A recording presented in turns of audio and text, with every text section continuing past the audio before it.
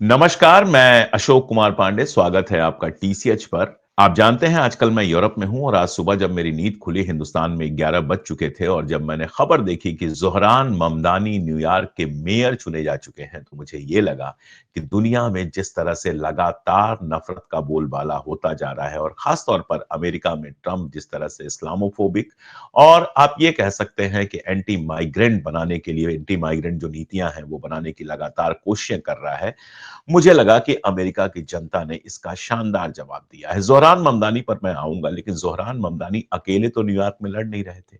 उनके अलावा भी कई शहरों में मेयर का इलेक्शन था, तो मैं देखने लगा कि कहाँ किसकी जीत हुई है। कई शहरों की बात है, मैं आपको एक इंपॉर्टेंट शहर बताता हूँ, सिनसिनाटी। सिनसिनाटी में मेयर के पद पर चुने गए हैं आफताब परवाल। और आफताब परवाल का जीता जाना इसलिए इंपॉर्टेंट है क्योंकि उन्होंने अमेरिका के उपराष्ट्रपति जेडी वांस की भाई जो जेडी वांस के भाई थे उनको चुनाव में हराया है। अब जेडी वांस आप जानते हैं उनकी पत्नी भारतीय हैं और हिंदू हैं। और जेडी वांस ने वहां पर एक बयान दिया था कि मेरी पत्नी जल्दी ही ईसाई धर्म स्वीकार कर लेगी। और इस पर बहुत बवाल उठा था कि भाई आखिर अमेरिका में रहने के लिए सबको ईसाई होना क्यों जरूरी है।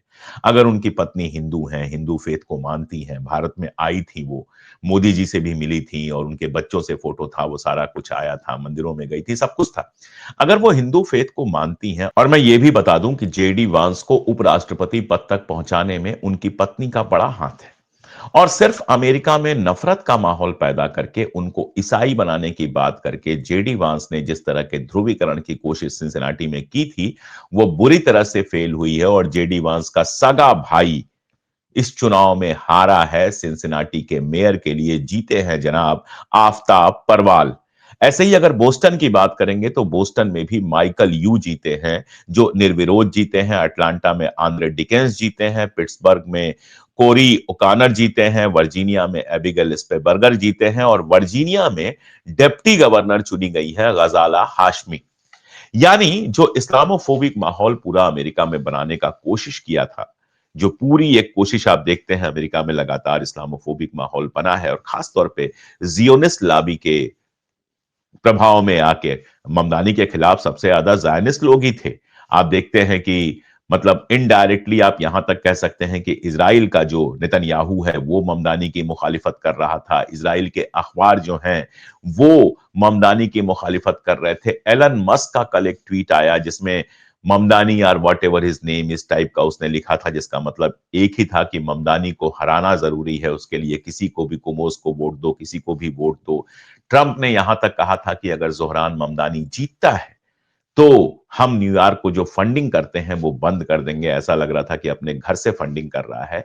ये सारा जो खेल है वो बुरी तरह से फेल हुआ है अमेरिका के अंदर। इस्लामोफोबिया का खेल, जायनिस्टों का खेल अमेरिका के अंदर बंद हुआ है। इसराइल पर मैंने लगातार वीडियो किए हैं, आज भी मैं इसराइल पर कुछ बात करूंगा। लेकिन मैंने एक बात अपने वीडियोस में लगातार कही है कि अमेरिका में जायनिस्टों का असर लगातार कम हो रहा है। अमेरिका की जो जनता है वो लगातार इस बात को महसूस कर रही है कि फलस्तीन को आजादी मिलनी चाहिए। बहुत सारे लोग, 60% से ऊपर लोग ऐसे हैं जिनका यह मानना है फलस्तीन को आजादी मिलनी चाहिए।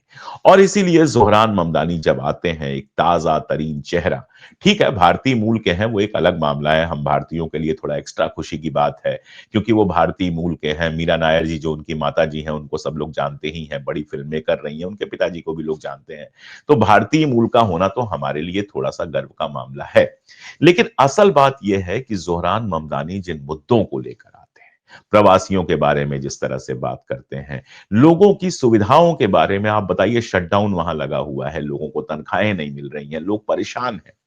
तो इन सारी चीजों पर, लोगों के मूल मुद्दों पर, गरीबी पर, महंगाई पर, रहने के लिए घर, खाने के लिए रोटी पर, जोहरान ममदानी जिस तरह से बात करते हैं, और जब वो बात करते हैं तो वो हिंदू, मुसलमान, सिख, ईसाई, अमेरिका में रहने वाले हर व्यक्ति की बात करते हैं।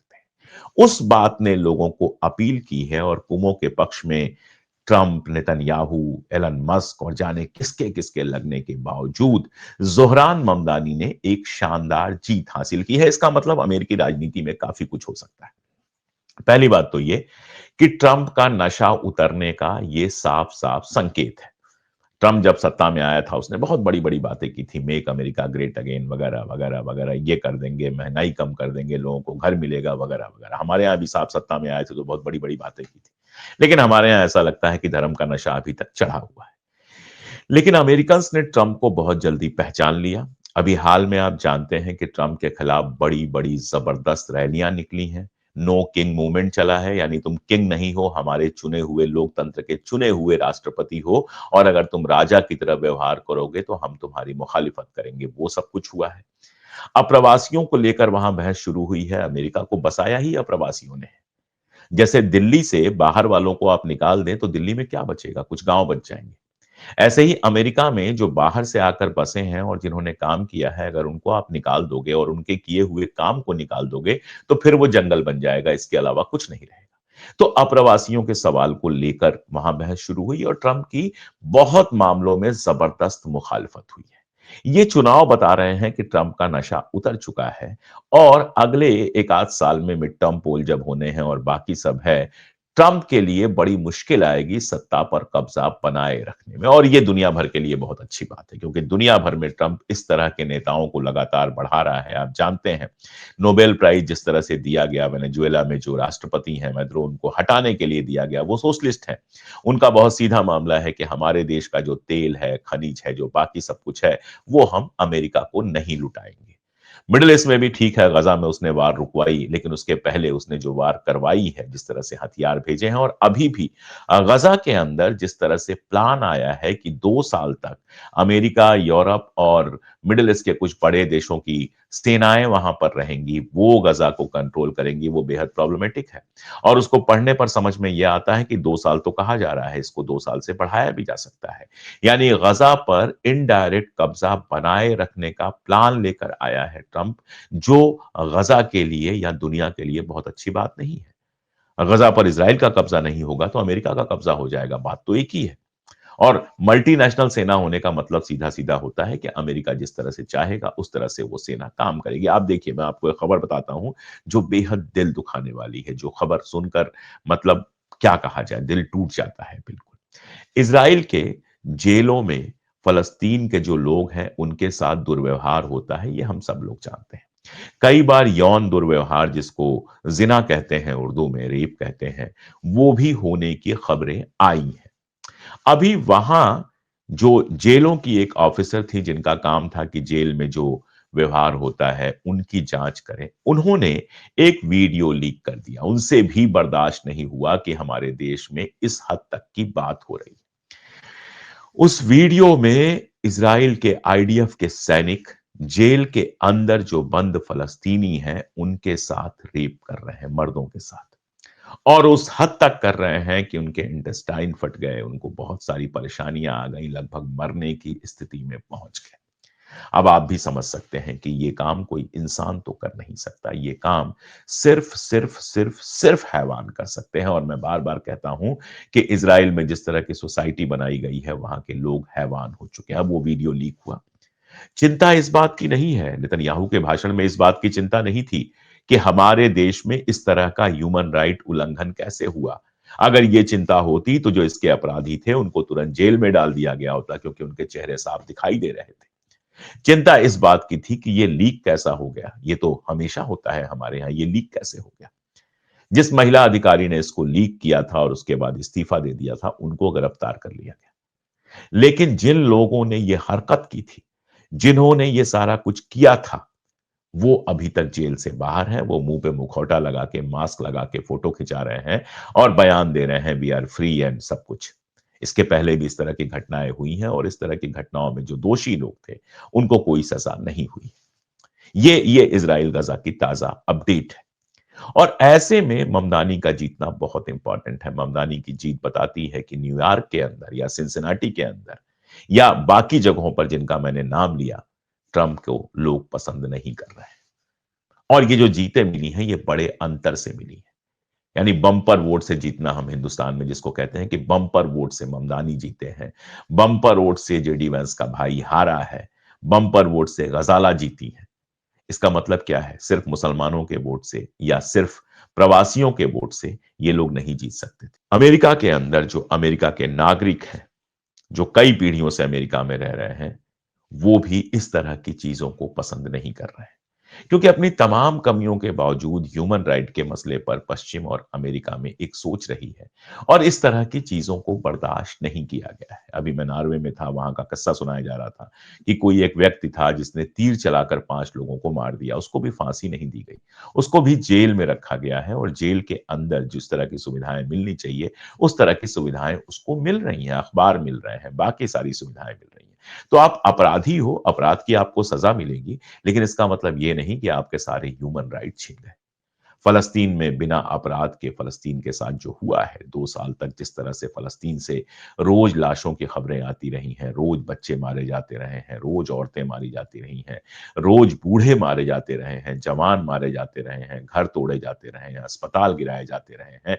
ये सारे सीन लाइव देखे हैं सारी दुनिया ने। और सारी दुनिया अब ये बात समझती है कि बेंजामिन नेतन्याहू और ज़ायनिस्ट दुनिया का सिर्फ बुरा कर सकते हैं, भला कुछ नहीं कर सकते।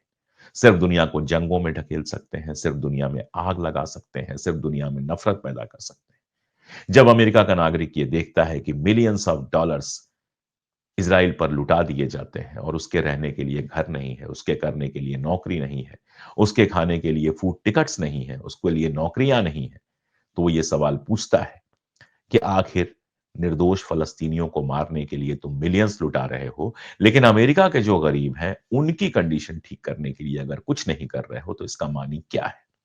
और यही सवाल उन्होंने ट्रंप से पूछा है इन चुनाव में, जब ज़ोहरान ममदानी को या मिकी शेरिल को, गज़ाला हाशमी को, आफ़ताब परवाल को, इस तरह के लोगों को जब जिताया है, तो सीधा-सीधा सवाल पूछा है कि अमेरिका सिर्फ नफ़रत से नहीं चलेगा और सबसे बड़ी बात जहां मैं ख़त्म करना चाहूँगा, ज़ोहरान ममदानी ने अपने भाषण की शुरुआत पंडित जवाहरलाल नेहरू से की। पंडित जवाहरलाल नेहरू को उन्होंने कोट किया, अंग्रेज़ी में है लेकिन उसको सुन लीजिए, सुनने में ही आनंद आता है। Standing before you, I think of the words of Jawaharlal Nehru. A moment comes but rarely in history when we step out from the old to the new, when an age ends and when the soul of a nation long suppressed finds utterance. Tonight we have stepped out from the old into the new.